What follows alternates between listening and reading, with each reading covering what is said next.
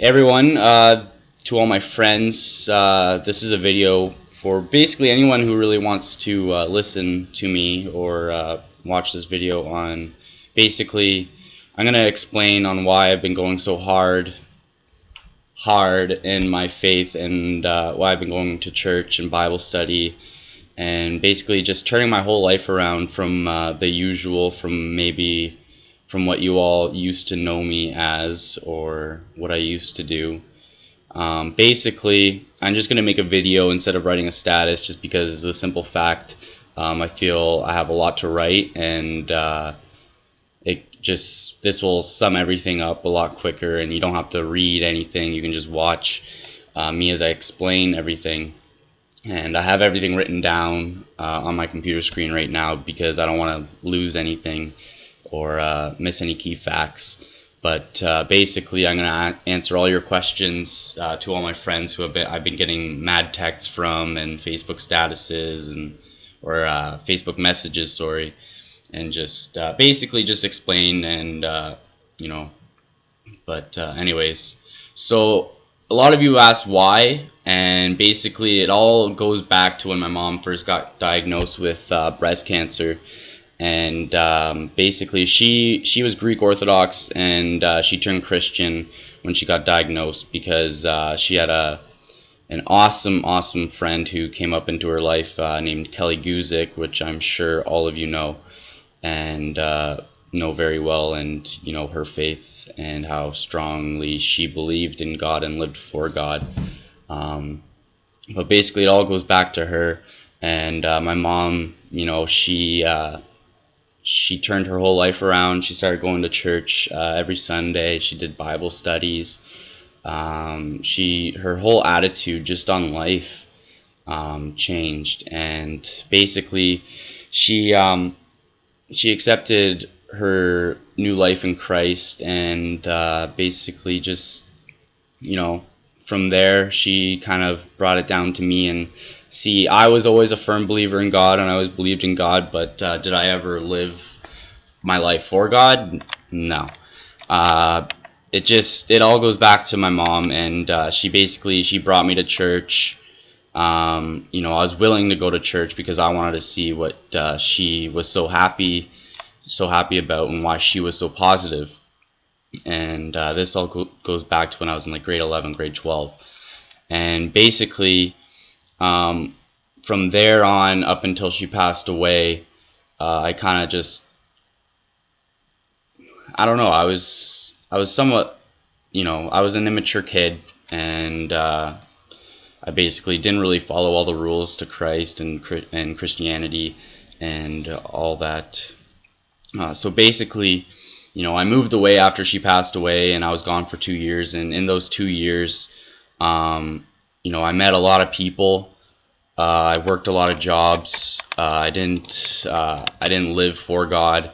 And basically, you know, it's one of those things where I was in a dark, lonely, depressed state. I mean, I was depressed and stressed out 70% of the time, if not more. And you know, I looked, and I was lost. I really had no one to talk to.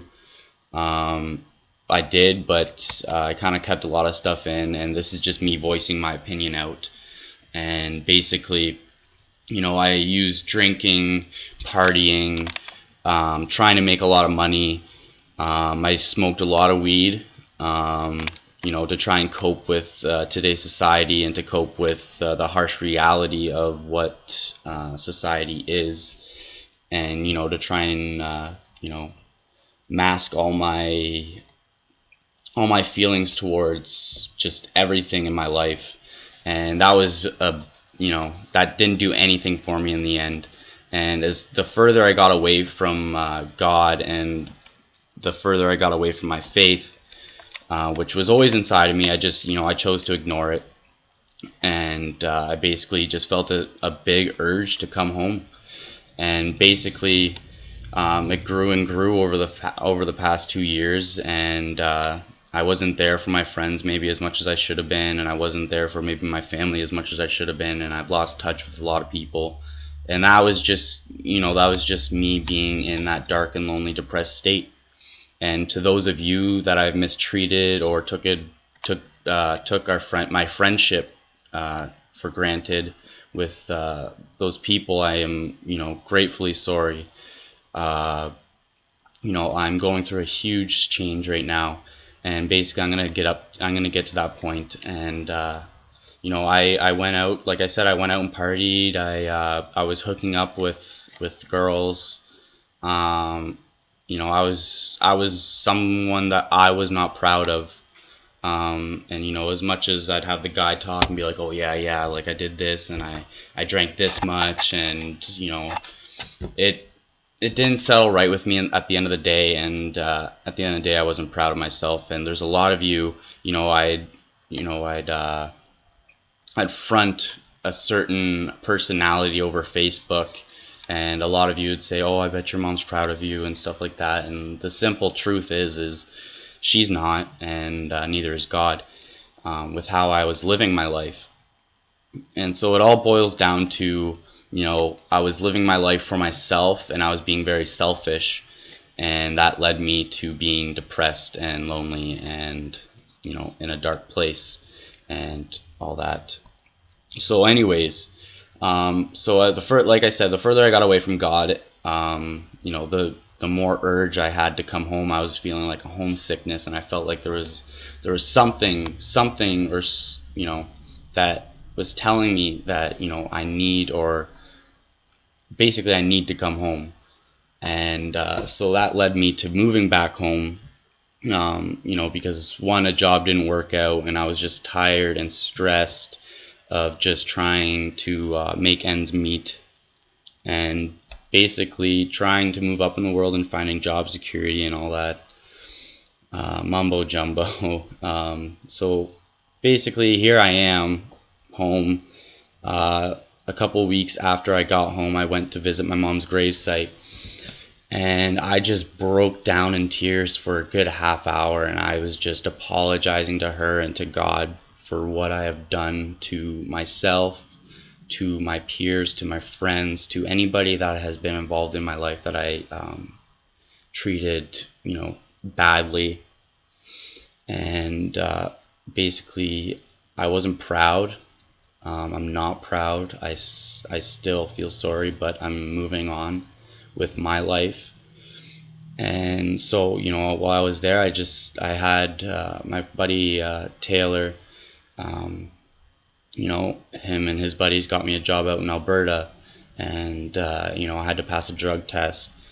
And because I smoked so much weed over the course of 2 years, I wasn't being active or living a healthy lifestyle as far as working out and going out and exercising. But when I got that job offer, I did take a cleanse to cleanse out my system. And I just basically, when I was at my mom's gravesite, I just told her, and I talked to God, and I said, send me a sign on what I should do next, because I was totally lost.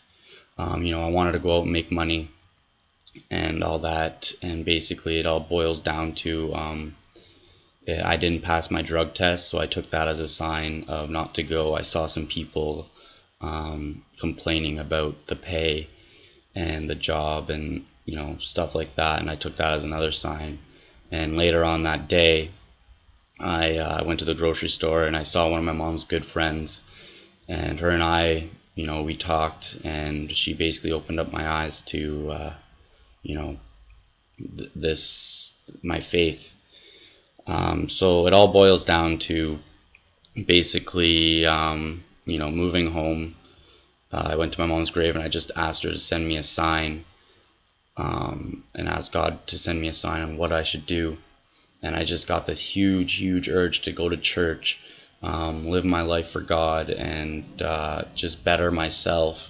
And that's the course I'm on. So that means, I'm not going to be sleeping around, and I'm not going to be hooking up, and I'm not going to be flirting with multiple girls. I'm not smoking weed. I'm not doing any drugs. So, I'm bettering myself, and, I couldn't be happier. I'm not stressed. I'm not depressed. I don't feel lonely whatsoever. I just feel multiple amounts of love around me. And basically, there's a lot of you that don't know this, but 2 weeks before my mom got diagnosed with brain cancer, her and I got into a huge fight. And I think about it pretty much every time that I think about my mom, or that when she passed away, I think about that fight. And she she wrote me a prayer, or she prayed for me, and she wrote it down. And we didn't find this. Me and my stepdad and I didn't find this until she passed away. And it said, basically, to sum it up, it said she prayed for me to live a Christian life, live live my life without debt, and to raise a Christian family. And I think there's more there. I don't have it in front of me. And I'm not doing this. I'm not doing this to live out her prayers. I'm doing this for myself and for God. And you know, it's not easy, but it's not hard. It's when she got diagnosed the first time with breast cancer, she had a dream that basically someone came to her, and she had a dream that said, go read Psalm 91. And she didn't know what it said in Psalm 91, and this is how she took it as a sign to better her faith and basically live out her Christian life and everything. And I'm going to read it here to you. Some of you may find it boring, some of you may find it interesting, and I find it really cool, to be honest. And so Psalm 91 reads, "Those who live in the shelter of the Most High will find rest in the shadow of the Almighty. This I declare about the Lord. He alone is my refuge, my place of safety. He is my God, and I trust him. For he will rescue you from every trap and protect you from deadly disease. He will cover you with his feathers. He will shelter you with his wings. His faithful promises are your armor and protection. Do not be afraid of the terrors of the night, nor the arrow that flies in the sky. Do not dread the disease that stalks in darkness, nor the disaster that strikes at midday. Though 1,000 fall at your side, though 10,000 are dying around you, these evils will not touch you. Just open your eyes and see how the wicked are punished. If you make the Lord your refuge, if you make the Most High your shelter, no evil will conquer you. No plague will come near your home, for he will order his angels to protect you wherever you go. They will hold you up with their hands so you won't even hurt your foot on a stone. You will trample upon lions and cobras. You will crush fierce lions and serpents under your feet. The Lord says, I will rescue those who love me, and I will protect those who trust in my name. When they call on me, I will answer. I will be with them in trouble. I will rescue and honor them. I will reward them with a long life and give them my salvation." Now I know, some of you may ask, reading that and actually listening to it, it says if you live your life for God, he will protect you from sickness and everything. And, I've even questioned myself on why my mom told me, you can't question God. He has a plan for everyone. I believe he ultimately took her to protect her from this world. And it's not my job to question why God did this. So that being said, he has a plan for everyone. He has a plan for me, and ultimately we cannot fulfill his plan, and his plan cannot unfold unless we live our life for him. So that's the choice I'm making, and it's made me happier than ever to just sit there and read a couple verses in the Bible a night, pray night and or every morning, every night, and it's ultimately made my life great. It's been awesome. It's really undescribable, and it's made my hunger and thirst for my knowledge in the Bible and God a lot stronger than what it has been. And I pray and hope that it will only get stronger. I've made a lot of mistakes in my life, and that's the great thing about God is He's a forgiving God. So, I mean, those of you who want to judge me based on this video and based on how I'm living my life now, go ahead. It doesn't bother me whatsoever. I know I'm going to lose some friends along the way. For those of you, or for those friends that don't agree with maybe my choice, that's fine. I'm just here to publicly announce my newfound, or not my newfound. I've found it. It's been there all along. It's basically I'm actually fulfilling my own. I don't know how to explain it. I'm living for God, and I'm just doing this all on my own. No one's forcing me to do it. It's just been it's just been a huge burning in my heart to do this, and it's actually making me really happy that I am. So basically, and I'm gonna sum this up with a little something. A friend came to me, and after a few days after my mom passed away, or a few days after her funeral, sorry. For those of you who were there, for those of you who weren't, my mom's funeral was at Bethel Church, and so it was filled with people, and her casket was in front. And towards the end of the service, the pastor asked if anyone wants to come up and ask or say any final words, and I didn't have a speech prepared. I just went up and I felt like I needed to say something, so I went up and I said my little speech, and at the end of it, I said, "I love you, Mom," and I kissed her casket and I walked to my seat. And she had pink flowers on her casket, and it was in a church and it was full of people. Now the reason why I'm describing it, the reason why I'm describing her funeral in detail is because 3 to 4 days after, a friend came to me, and she messaged me on Facebook, and she said, "Chris, I had a dream about you and your mom." And this girl was not at the funeral, to my understanding, and she never met my mom. So basically, she came to me and she said, I had a dream, and I said, "Okay, well, please share." And she said that me and my mom were sitting up in front of a church. She had a pink flower in her ear, and and she said, "I love you." Now, for those of you who don't believe in spirits, or those of you who don't believe in God, please explain that to me. But anyways, I just wanted to clear things up. This is why I'm making such a big change in my life. And to basically sum it up, I'm really happy. I've met a lot of great people, and I've never felt more loved in my life. For those of you who I mistreated, I am really sorry. Don't be afraid to message me and, hash it out with me or vent to me. I would never be more pleased to apologize to you.